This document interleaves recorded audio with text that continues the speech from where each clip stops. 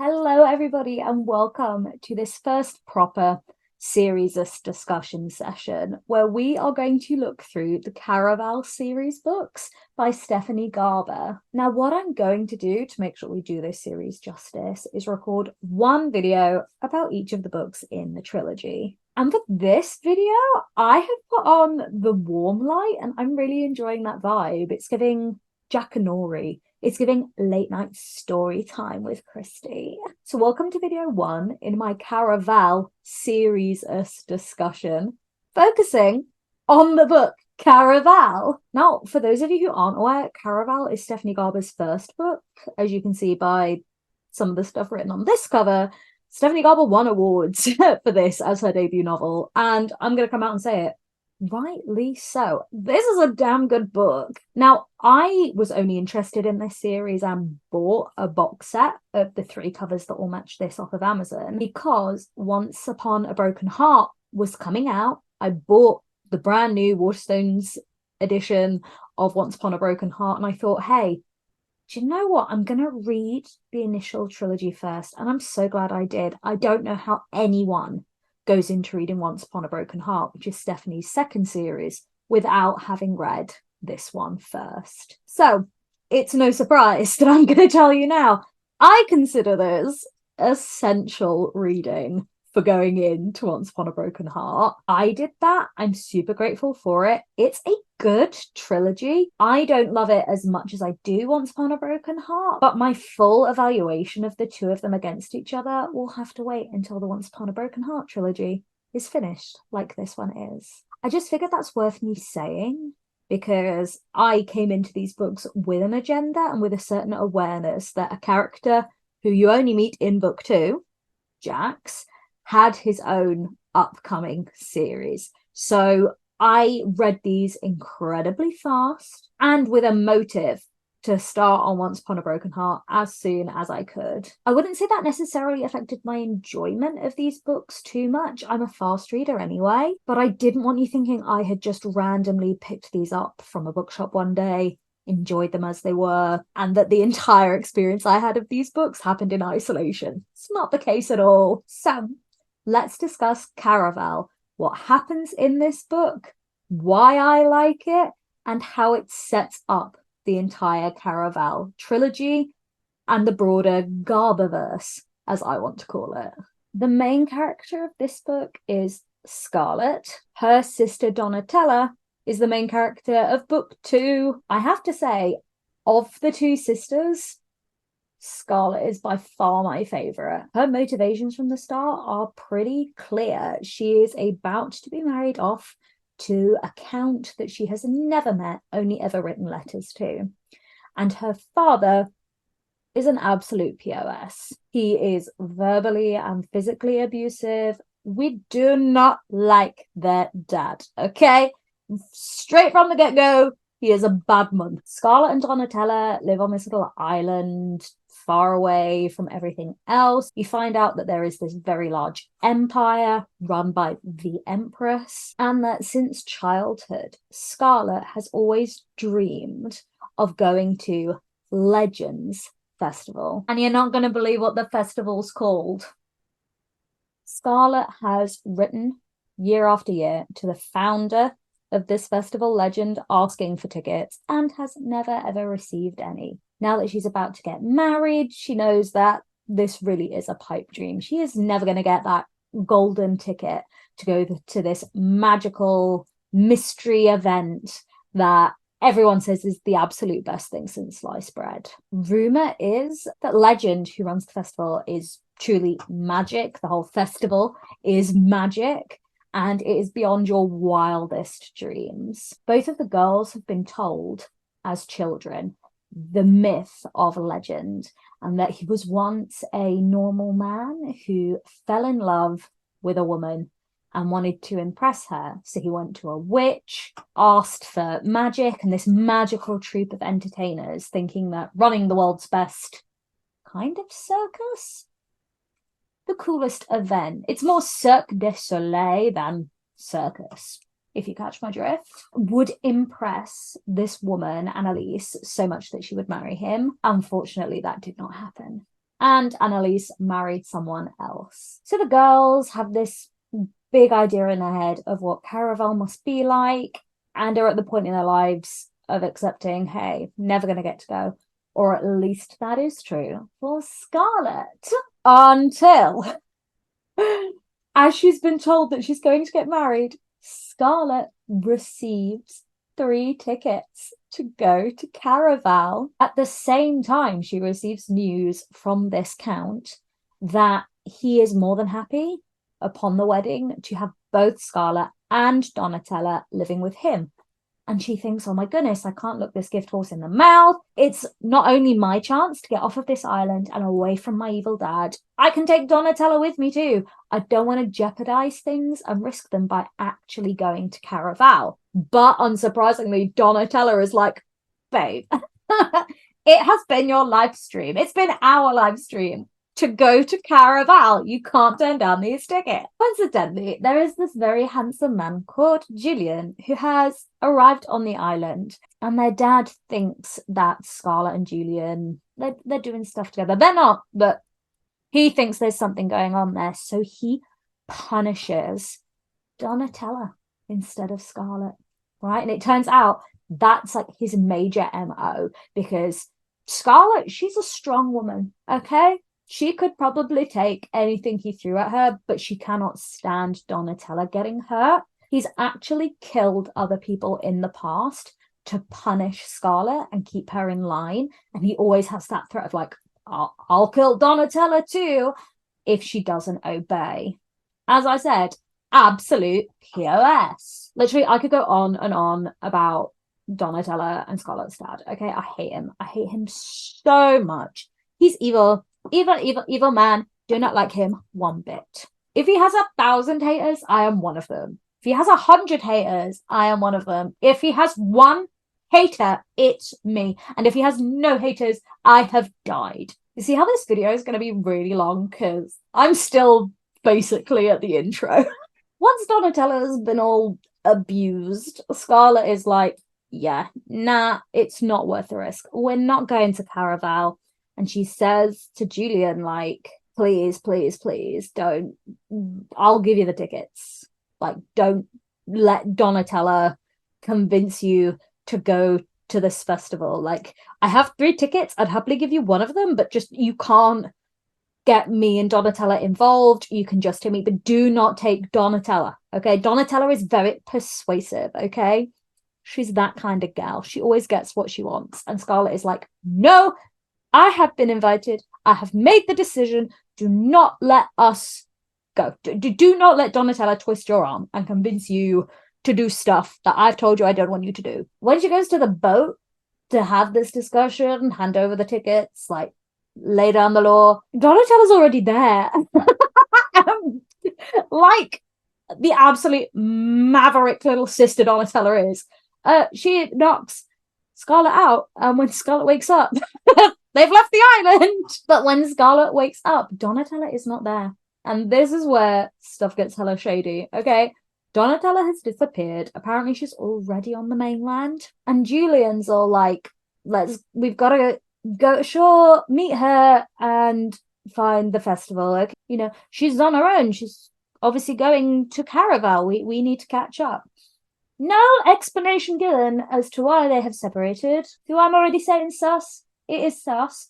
But Scarlett's like, damn, okay. They start rowing like to shore, but the boat starts filling up with water. So we get a very near drowning kind of scenario where there's panic, there is drama, and Julian has to cut Scarlett out of her clothes because they're weighing her down in the water so that she can swim to shore. And so we have wet, semi-undressed Scarlett with a wet, befuddled Julian. And that was when I was like, oh, Miss Garber, I think I know what's going on with Julian, this incredibly handsome, mysterious man. We've got ourselves a love interest. And as in most things, I was of course right. They're then trying to get to the festival in this town. Like, Caraval's really hard to get into. You obviously have to have your invites.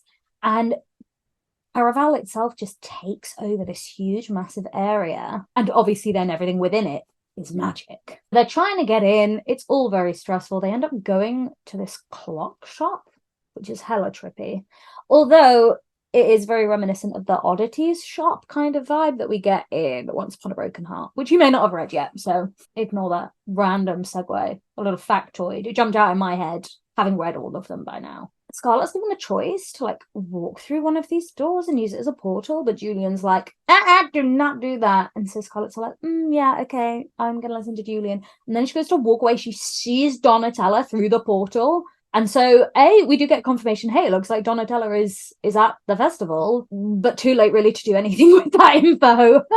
So they get up to the gate and Julian just kind of lies and says that they are fiancés, which is funny because Scarlett herself does have a fiancé, the Count, which importantly, she doesn't know what he looks like. This definitely comes into play in the story. Before they go into the festival, they read like all of these disclaimers.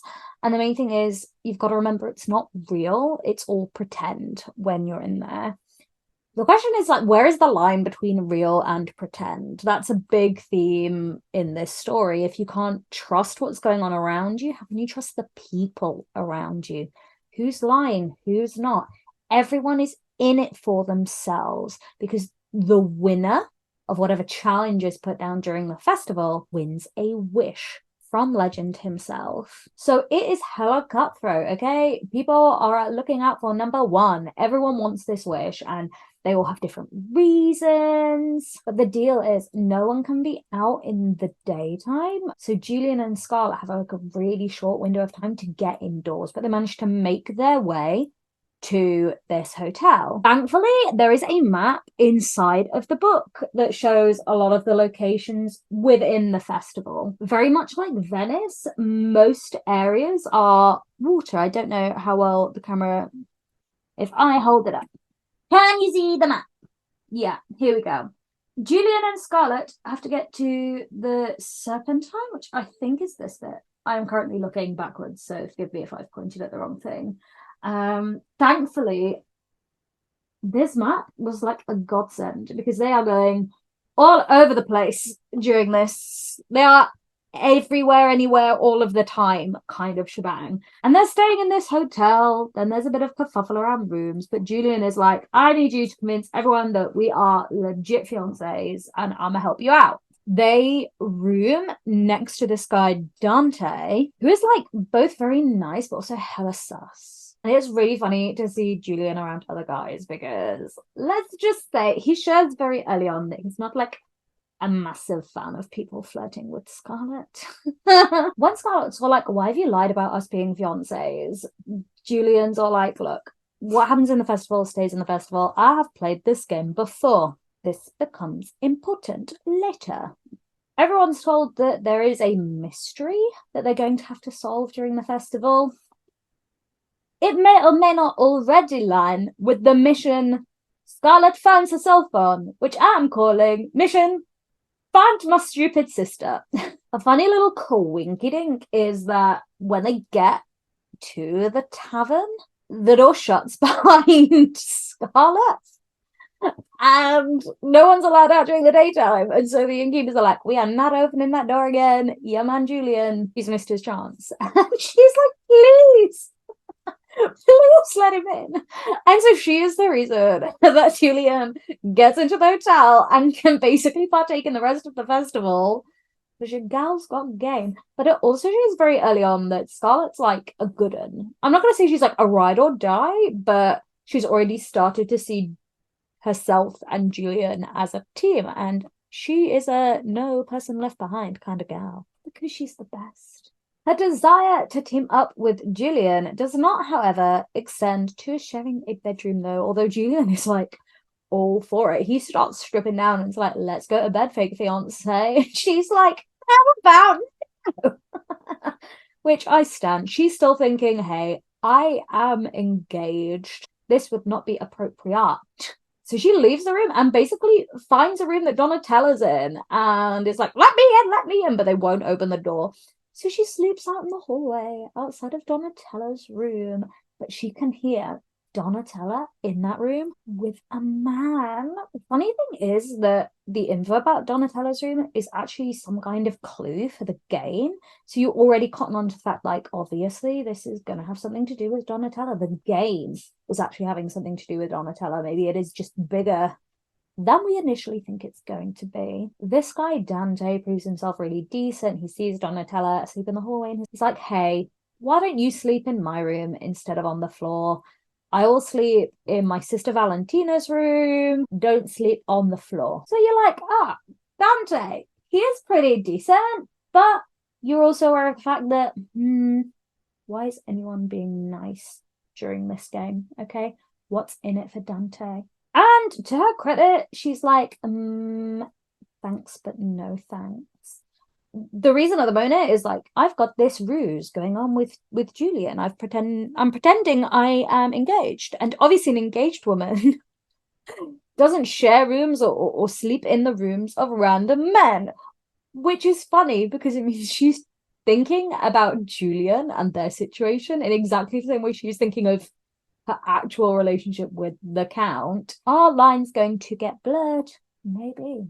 The next morning, the door to Donatella's bedroom's open and it has been ransacked. Okay, turns out everyone's looking for Donatella and stuff to do with Donatella. And Scarlet gets into a scuffle over a pair of earrings because they're actually Scarlet's earrings.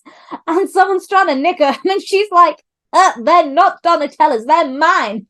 Give me my earrings back. And Julian has to explain to her, hey, this is part of the game. Some people want to take stuff from the festival to sell later on. Nothing here is sacred. The people are vultures. And when Dante comes around, Julian is like, this is my fiance. And Dante backs off like, oh. You kind of get this little bit of like, what is going on here? Julian like leaps. Not her defense, but to be like, hey, woman mine. And Dante backs off, but it's very like, Beyonce, you say? And leaves. And Julian tells Scarlet that Dante is actually the winner of last year's game. But the actual way he phrases it is that Dante won the last game he played. So maybe it wasn't last year's.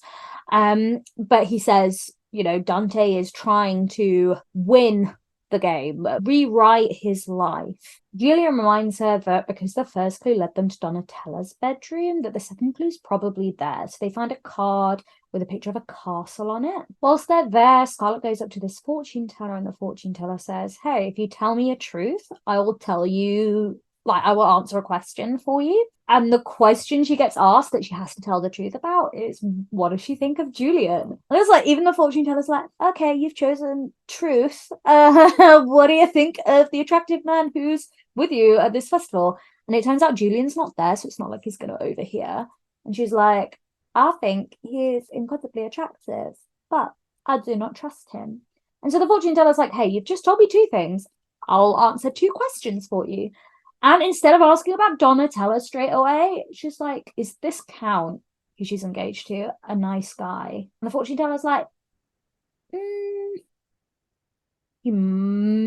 is and isn't, but he could be a decent guy over time, which is kind of like a non-answer, and it doesn't really, assuage Scarlet's fears about getting married to the Count when the festival's over. The second thing the fortune teller lets her know is that she needs to follow the man with the heart, nice and clear about what that means. And when she leaves the tent that the fortune teller's in, Julian's gone. Seeing as she's still on her own, she goes into another tent. There's an exchange. She has to say her fear and she'll get given whatever potion she wants. And she's frightened of her dad. So she tells him that. Great, she can have any potion she wants, and she picks one labeled protection. She thinks she sees Julian outside, so she goes wandering, finds a little button, goes down a creepy ass staircase that appears out of nowhere, and here's a man screaming. And she's like, it's not Julian, nothing's real. He's not being tortured. It's gonna be okay. Seriously, Scarlet gets put through the ringer so much in this book, and when we get to the end and the reveal, you're gonna be just as angry as I am. With the day pretty much wrapping up, Scarlet heads back to the hotel alone, And when Julian comes back to the hotel, he's like rough. He is bloody. And it turns out he's got her earrings back for her. Come on. Come on. And even Scarlett's like, why would he do that? That's so sweet. We then have this great moment where Julian kind of collapses. He's all hurt and wounded. And he kind of like lands on Scarlett, and she totally thinks he's going in for a kiss, and she feels so conflicted. And it turns out he's like, he isn't, but he could have been. And she is such a mess over it. I love her. She's like a little moral queen. She's feeling bad for feeling good, if you know what I mean. She catches Julian up on everything that's happened to her, the things that she's found out of different places. Doesn't mention the questions about him that she gets asked, but she tells him about the secret staircase she's found in the tunnels, and she asks, well, do you think Donatella could be down there? And Julian's like, that's not how legend works. And he says it very knowingly. Alert, alert, something dodgy this way comes. We then have a particularly funny moment where Dante comes in with like giggling girls, and he just I like Dante. I'm gonna say that now. There are things about Dante I don't like, but I do like Dante. And his sleeves are rolled up, and Scarlett sees that he has a heart tattoo. He's the man with the heart. When Julian has cut her off and is like, yeah, no, that's definitely not going to be where Donatella is, she's like, well, why has he taken Donatella? Of all the people he could take, why has he taken her? That's when Julian tells her that she's now asking the right questions. It's so sus. Donatella decides to follow Dante out of the hotel and loses track of him because there's so many people around everywhere. And she bumps into this boy selling, I think it's like a sugared cider. He's selling a hot drink. And all she has to do to get a glass of it is give him her most recent lie. So she tells him, drinks the drink, and all of a sudden she can see things the way they are. I still don't 100% get it. But the world kind of becomes black and white, and it's only things that are really important that she sees in color. So she goes back to the hotel, and this woman who's there, Aiko, her sketchbook is colorful. So Scarlett obviously gets close to Aiko. They are walking around, and they go to this carousel. By the carousel, there is this really attractive man who Scarlett can see in color, and she's like, oh my gosh, I wonder who that is. Should I follow him, or should I stay with Aiko and this book? Which is the more important? They're both in color, but she decides to stick with Aiko, and Aiko's like, would you like to look inside the book? And inside of this sketchbook are all drawings of Scarlett and what's been going on since she arrived at the festival. And it turns out Aiko records every year of Caraval through drawings, which means that this round of Caraval is all about Scarlett. Aiko's like, for a price, I'll show you more of pictures, like ones of past games, etc., etc. Aiko says the cost to look at stuff in the book is that Scarlett has to go to this dress shop and buy 2 very specific dresses. And so Scarlett's like, okay, cool, I'll do that in exchange for being able to look in the book. However, when she goes to get these dresses, one of them will cost her biggest fear, and the other will cost her greatest desire. She has to say what they are, or she can purchase each of the dresses for 2 days of her life. So if she just doesn't want to answer the questions, she'd have to give up 4 days, which is basically going to time her out of the festival. So she says that her greatest fear is that something's going to happen to her sister, which is totally true. But she says that her greatest desire is to get her sister back, and is told that that's a lie. The like magical scale sensing the truth of everything is like, that is not your greatest desire. So she has to give up 2 days of her life. The shop owner is immediately like, yeah, I'll take those days now. As she stumbles out of the shop, Dante finds her and's like, babe, what is happening? She's like, I am not good. It turns out Valentina, Dante's sister, has disappeared. So he's on her own right now. They make it back to the hotel, and when Julian sees Dante, and obviously Dante's practically carrying Scarlet at this point, he hits him and he like yanks her from his arms, and it's like, possessive Julian. She explains what she's done with trading the days, and Julian's like, oh, honey, no. He thinks that he can trade a day. So if he takes one of them, she only has to give up one day, and he'll give up one day alongside her. So he pricks their fingers, and they both like suck the blood. And they pass out, and she's like laying on top of his chest, which is so cute.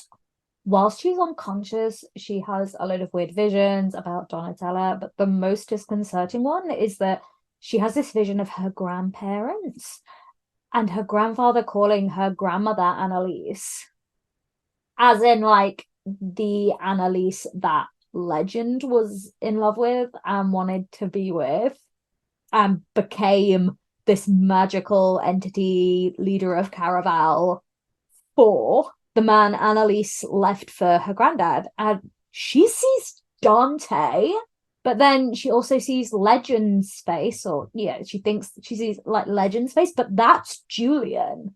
So when she wakes up, she is like, I am out of here. Julian is still unconscious, and she is like, yep, nope, nope. Something is going on here. Somehow Julian is involved. Maybe Dante's involved. Maybe they're all involved. Who is Legend? When she goes away, she gets outside. Who does she see? I'll give you 3 guesses and 3 seconds. If you guessed her dad, you're right. Her dad's here now. The big bad has arrived. So she scampers back into the room and has to pretend that she hasn't twigged something is going on, that Julian is probably actually secretly Legend. And she's got this new thing now where she can see his feelings in kind of colors like her own. She ends up seeing a couple of people with her dad. One of them is the man who stole her red earrings. So she was like, oh no, dad is on my trail. And the other is just this really handsome guy. Scarlet clocks Julian nip into Donatella's room, or the room that was Donatella's before it got ransacked. And when she gets inside the room, guess who's not in there? Julian. She finds a button inside the room, goes down the stairs, and finds a severed head. It's Dante. Dante's dead. Bet you didn't call that. Huh? Dante's been decapitated! Scarlet obviously runs away because she's like, I have just come across a murder scene. Who does she run into? Julian. Julian's down in this creepy staircase too. And she's like, I think you're Legend. He's all like, nah. There's this girl who died during the last Caraval. Her name was Rosa. Julian's like, Rosa was my sister. Dante loved her. She jumped off of a balcony and died. Okay, we were working together. He tells her that he and Dante are basically trying to avenge Rosa's death, and she's like, okay, this is your chance. Anything else you want to tell me right now. And yeah, let's just say you look back at this moment, you were like, you had the chance, Julian. You had the chance. She gave you the opportunity. And I know he isn't 100% truthful at this point, but it's still like, oh, man. The two of them basically hear footsteps, so they leg it, and they end up in this magical room that keeps getting smaller, and they figure out that it gets smaller every time they're frightened or uncomfortable. So they both agree to like, let's chill. And the room is fine and they can get out. Scar's kind of realizing that Julian wanting to get in the game again and needing to get a ticket meant that he must have known she was getting a ticket to go and find her, visit her, conveniently get himself that ticket, and then get to the festival. She's connecting dots, and she's like, hey, how on earth did you know that I'd be getting a ticket? How did you know I was a sure thing? Why did you come and find me before the games? Thinking that I would let you in with me using my spare ticket. And how did you know I was getting a spare ticket as well as the original ones? And Julian explains that he knows Legend's first love, Annalise, was obviously Scarlett and Donatella's grandmother, and that Legend has this whole thing about the descendants of Annalise never being happy.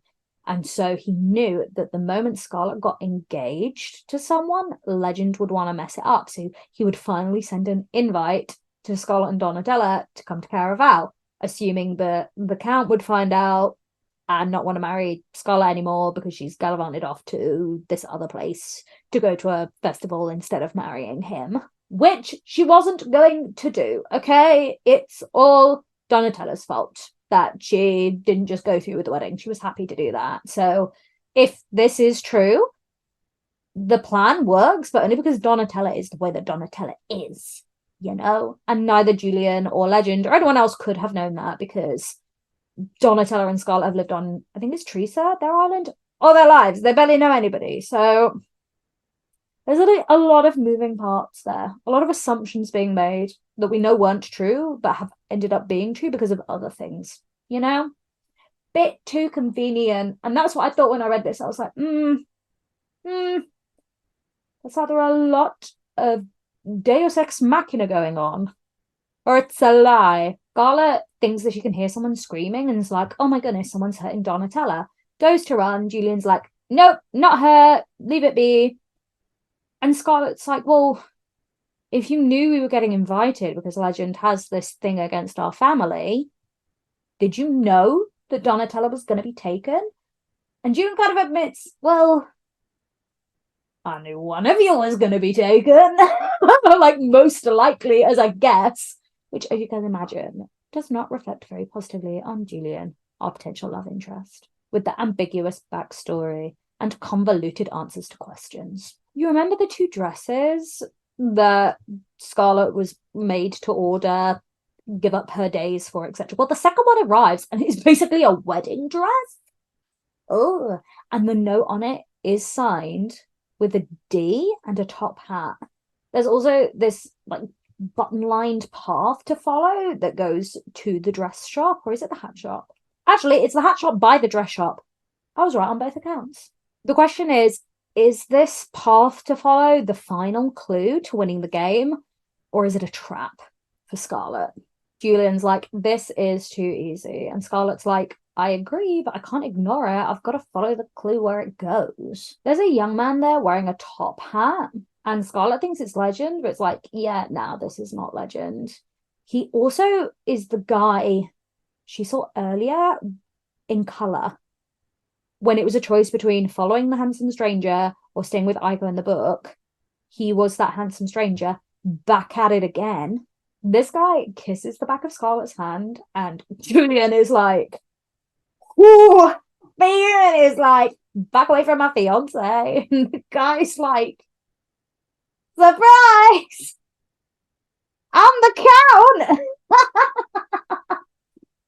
So she's there with her fake fiance and her real fiance. And I'm like, oh, Scarlett. Oh dear. What a tangled web we weave. Her father turns up. She and Julian run out into the rain. It's like panic, panic, panic. But her dad looks frightened. Like legit. And you're like, he doesn't seem like mad. He seems scared. But both Scarlett and Julian get in a little boat and they row over to the Castillo. Or the Castile. They row from like up here to down here. They row from up here to down here, if that makes sense. Scarlett's all like, I think you like me. To Julian after the whole kerfuffle with the kiss on the hand. And Julian's like, I was jealous. Yeah, I was. She just wants him to share how he's feeling and be honest with her. And he is like, babe, there's too much you don't know about me. Suspicious. But she's decided, you know what? Julian's proven himself a good egg. She's not afraid of whatever secrets that he's keeping from her. And they kiss. And it's really cute. And you know that there's too many pages left for this to be a good thing. The two of them head back to the hotel because Scarlett's been thinking, she's like, I reckon the next clue's actually back at the hotel. But the dad, the Count, captures them on the way, and he attacks Julian and like carves up his face. Scarlett's obviously begging for Julian to be let go, and like, I'll let Julian go if you sleep with the Count. Like, bag yourself this fiance, secure this alliance for me. Spend the night with the Count, sleep with him, marry him, forget this boy, and this boy will live. Scarlett, thinking about what she's been told before by the fortune teller, that the Count could be a good guy or a bad guy, it just depends. She says to him, like, hey, is this how you want to do this? You want our first night together to be coerced? Let Julian go. So the Count's like, hey, let Julian go. Yeah, we'll spend the night together, but I don't want it to be because she's worried this guy's going to get killed. So Julian is freed. The Count takes her into a bedroom and she grabs a hot poker because Scarlett is a G. She's a real one. She's like, we need consent. There isn't consent here. She's basically waving around this really hot stick of fire, being like, I do not consent. Back away. And I stun her for it. She remembers that handy little potion she got earlier, the protection one. Unstoppers it. And she like throws the liquid on the Count and they run away together. Yay! It was up until this point the most stressful thing I'd read in this book. Little do we know, this is where the stress begins. Because this whole book is just twisty-turny. It's meant to discombobulate you, like Caraval is meant to discombobulate the characters as they're making their way through it, but it means it has a relentless pace that never lets up, and there's just so much going on all of the time, and this is where we enter what I like to call the stress zone, where everything starts going wrong. Scarlett and Julian basically go out of the hotel, so they're out around Caraval during the daytime, which we have been told is a no. But she remembers that when she could see only the important stuff in colour, that the roses were colourful. So she and Julian head over to these roses. They find a button. There's another passageway. But this time it's like a hole in the ground. The latest clue that Scarlett's been given is that she's got to take a leap of faith. Okay, it has something to do with a leap of faith. And so she's like, okay, I'm a jump. So she jumps into the hole of indeterminate depth with no regard for her own personal safety, but she's convinced. She's like, this is definitely what the clue means. I'll do the jump. Just before she jumps into the hole, Julian hands her a pocket watch. This becomes important in literally a few minutes' time. She jumps, she ends up in this like pool of water, and there are a couple of statues around, and there is Legend. She's down there on her own with the big baddie, and Julian is nowhere to be seen. So she's like, where's my sister? Where is Julian? What is going on, man? What the hell? And he asks her, well, if you could only see one of them again, who would it be? And she won't answer. She's like, yeah, no, man. Talk about Sophie's choice. And Legend is fuming. Like, he's livid because he's obviously going, well, obviously Donatella's the short thing. And she's like, both of them. And Legend is like, if you can answer this question I've got for you, you can see Donatella at least.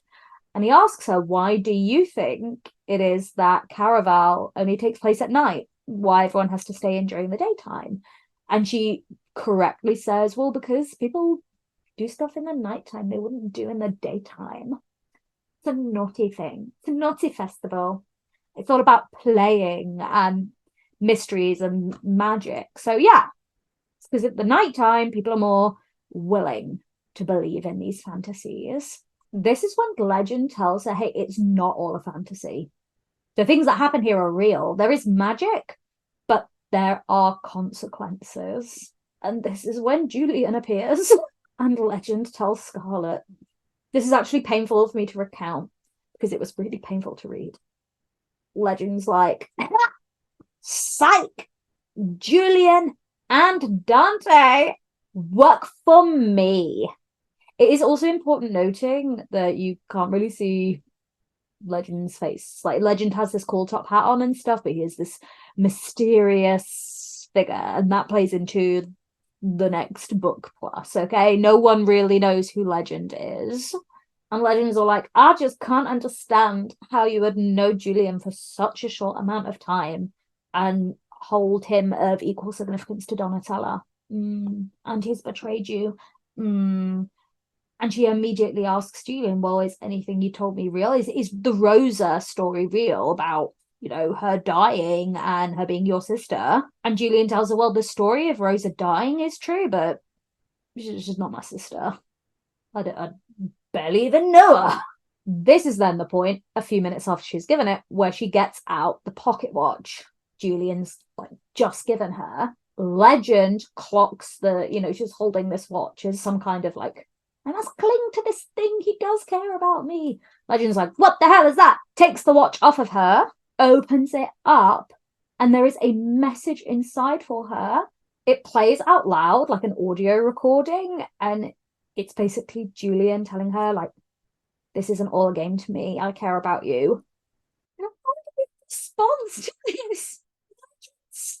Him. She tries to save him, but she can't, and he dies. I'm not joking, guys. Julian dies. The love interest is dead. It was at this point I had to put the book down just for a couple of minutes to recalibrate, because I was gagged. I was like, oh my god. Twisty turny. Not only is Julian working as part of the festival, he's now dead. Dante's been decapitated. Julian's been stabbed. Let's just say it doesn't look like Legend's the best at employee retention. And this really adds to the idea that Legend is a bad guy, okay? He's a bad man, okay? Dad is a bad man, but so is Legend. They are both not great men. Scarlet is then told that Donatella's gonna die an hour after sunset unless Scarlet finds her. So she manages to find her. She's up on this balcony, and Donatella's just like, where have you been? I'm bored. It is literally the most classic little sister thing ever. She's caused so much trouble and so much drama, and the moment Scarlet finally finds her, she's like, what the hell have you been up to? I've been waiting for you for days. This is so boring. Scarlet obviously tries to convince Donatella to leave, and Donatella's like, babe, you're getting too caught up in the game. You know nothing's real. And Scarlet's like, something's real. Just watch Julian die. What is wrong with you, you little brat? Scarlet tells Donatella, our dad is here, the Count is here, everything's gone wrong, we need to leave. Look, I've even been given an invite to your funeral. It says you're about to die. And when Donatella looks at the invite, it has changed, and it is now an invitation to the Caraval staff after party. And Donatella's like, oh my god, no one gets invited to that after party. We get to meet all of the actors. This is so cool. And poor Scarlet is having a full-blown mentee bee. Girl is so stressed out. She's beyond stressed out. Okay, she is on her absolute last tether at this point. And then Donatella tells Scarlet, no, we can't leave because I've met someone and we're getting married. Hell. So the girls change outfits, and Donatella's fiance arrives. And she's like, oh, look, it's Daniel. Who do you think Daniel is? It's Legend. Donatella doesn't believe her, but then the dad and the Count all turn up, and Legend's like, psych, it is me, take him back. And Donatella's like, absolutely no way, I'm not going home to Trista, it's the worst place ever. And she runs and jumps off the balcony to die. Scarlet turns on the dad. She's not frightened of him anymore. The only thing she'd ever been frightened about was the dad hurting Donatella, and now Donatella's dead. So the last tether of restraint. Scarlet had it snaps, okay? And Garlet's like, you. And she's heartbroken, right? She's just her sister die. Like, everyone's dead. Dante's dead. Julian's dead. Donatella's now dead.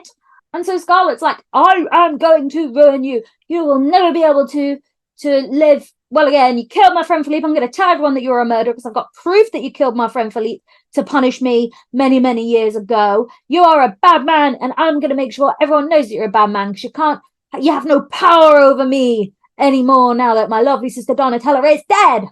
With all of this kerfuffle, Scarlet turns to Legend and is like, I want my wish. Give me my wish. And obviously she has to wish for Donatella to come back to life, but she is genuinely like, I wish I could wish for Julian to come back to life, but she can only pick one. And Homegirl loves her sister more than anything else. Okay, right? Like, it's difficult, but not that difficult, right? It's obviously going to be Tella. Big sisters for the win. But Legend's like, absolutely not. And so she like has to leg it down to the ground, and she tries to save Donatella, and she can't save her. Donatella is gone, and there is no wish. There is no prize for Scarlet. Donatella's dead, and Legend's not giving her the wish prize that she wants to use to bring her sister back. I tell you guys, it was at this point I was like, I am done. I am done with this book. This is awful. But there were still too many pages left. Scarlet then finds this like glass box in Donatella's room, and inside that box is a letter, and the letter has like the Caraval logo, the symbol on it. And it turns out Donatella wrote a letter to Legend a year ago asking for tickets to the festival, and in it she was honest about their dad and how he was abusing them. And Scarlet's like, maybe like Donatella has, what's going on? Like, Tella knew about like coming to the festival, going to the festival. How did Donatella get this to happen? Maybe we weren't just chosen because we're the descendants of Annalise. Maybe Legend doesn't have it out for us. Why would he bring us here to the festival to answer a request for like aid to then kill us? Like, what is going on? These things don't marry up. She goes up to the guy and is like, oi, I need to speak to, like, I need answers, Legend. And he's like, I'm not Legend. Very few of us have ever actually met Legend. We don't know who he is or what he looks like. He's this real enigma.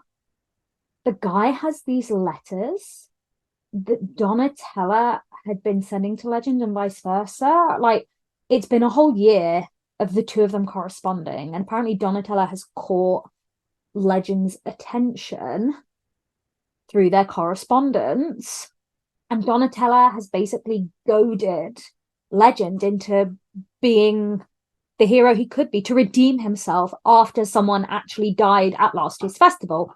The Rosa people have been talking about. Donatella had obviously heard that someone actually died at Caraval and started including that in her letters and being like, hey, you let someone die last year. You know what you could do? Use your next Caraval to save me and my sister. Annoyingly, my sister's gonna win. So Donatella appears back and she's like, psych, I'm not dead. I helped plan this year's Caraval on the DL. Right, she left tickets for the Count and the Dad back on Trista so that they could follow them and come to the festival.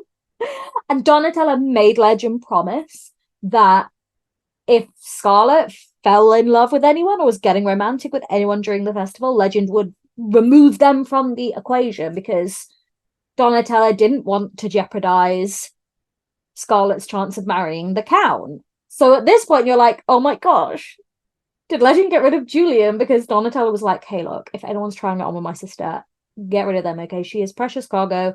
She is intended for the Count. I wanted to come to the festival, have fun, be free of our dad. but I also don't want to ruin her chance of marrying the guy if he's a nice guy. And then Scarlett's like, yeah, but if he works for Legend and Legend got rid of him, maybe they faked his death. Maybe Julian is still alive somewhere and they've just got him out of the game so that Scarlett could keep playing in good faith. Maybe Julian's alive! I mean, Donatella's alive. So clearly they're very good at faking deaths here at Caraval. Donatella basically reveals that when people die in the game, like, they do die. The actors are all improvising as the story goes on, but they know they have to get people to certain points, and if any of them die during the game, actors-wise, they feel it, they do actually die, but when the game ends, they're all reanimated. It's part of working for Legend, because obviously sometimes the death of a planned actor can have a lot of drama. So basically, they've all got this really cool life insurance, Legends team, where if they die during a Caraval, they die at the time, but they're going to come back to life when the game's over. And Scarlett's like, well, that's brilliant. Julian's alive. And so's Dante. Like, they're dead, but they're going to come back to life when the game finishes. At the beginning of the book, Donatella had all been like, Julian's the best thing ever. I want to run away with him. He is so handsome. And we're going to be together. And we're going to be a couple. And so Scarlett has been, like, dealing with the difficulty of liking a guy that she knows Donatella's kind of after. I need to find out that none of that was true. She didn't need to feel guilty at all. Donatella is not interested in Julian at all. Never was, never will be. That hurdle in the Scarlett-Julian relationship, that was so, like, not really a thing that I didn't even really bring it up, but it was kind of there in the background. It's proven to not even be a thing. It was just a ruse to get Scarlett near a boat so that Julian and Donatella could get her where she needed to be to get in the game. The game is now over. Caraval has finished. So the girls head on over to the staff party. And Julian's there. This girl's flirting with him. Scarlett is thoroughly unimpressed. She's like, wait, maybe it was just all acting. Maybe I've just been played. And Julian comes over to her and is like, no, I meant what I recorded in the watch. Like, it wasn't a game to me. I really do like you.